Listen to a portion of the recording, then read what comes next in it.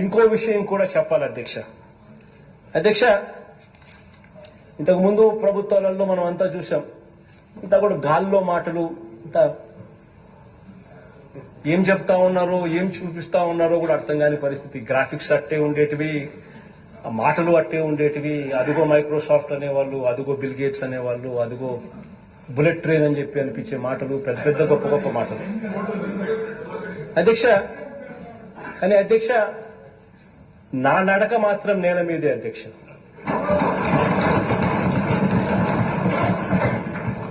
నా ప్రయాణం మాత్రం సామాన్యులతోనే అధ్యక్ష. నా ప్రయాణం మాత్రం పేద వర్గాలతోనే అధ్యక్ష. నా యుద్ధం అధ్యక్ష పెత్తందారులతోనే అధ్యక్ష. నా లక్ష్యం అధ్యక్ష పేదరిక నిర్మూలనే అధ్యక్ష.